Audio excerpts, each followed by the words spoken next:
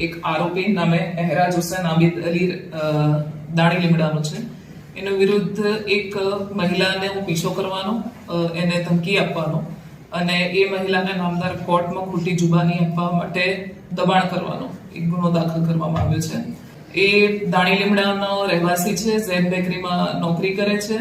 જે ફરિયાદી મહિલા એ ત્યાં કોઈ ખરીદી કરવા કે સામાન્ય કારણોસર મુલાકાત લેતી હશે તો એ મહિલાના એક તરફી પ્રેમમાં એ પડ્યો હતો અને એણે દાણી લીમડામાં એ મહિલાની છેડતી કરી હતી. 2024માં દાણી લીમડા પોલીસ સ્ટેશન દ્વારા ગુનો દાખલ કરવામાં આવ્યો હતો. આ જે ફરિયાદી મહિલા છે એને આરોપી દ્વારા દબાણ કરવામાં આવતું હતું કે આરોપીને તરફી જુબાની આપે.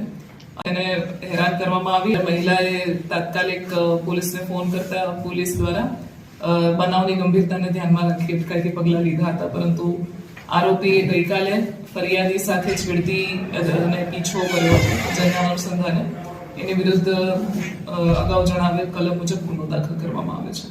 2 दिन बाद फिर वो आवाज आई ना शुक्रवार वाले दिन कि राज तू फिर वहीं जा, फिर मैं आया यहाँ पर वाले की आवाज। ऊपर वाला मतलब यानी निराकार की अल्लाह की खींच रहा घसीटे के यहाँ का और तो बोला रे अल्लाह क्या हो गया, तो खून गिरने लगा, फिर यानी उसको खींच ला, घसीटे के यहाँ से खींच लाया। 12-15 साल पहले एक कब्र में रहने वाली वली को देखा है कब्र से ऊपर, तो उसने आवाज ये हमको निशानियां बताया है हमारी किताबों में कि मुझे तुम नहीं देख सकते उसने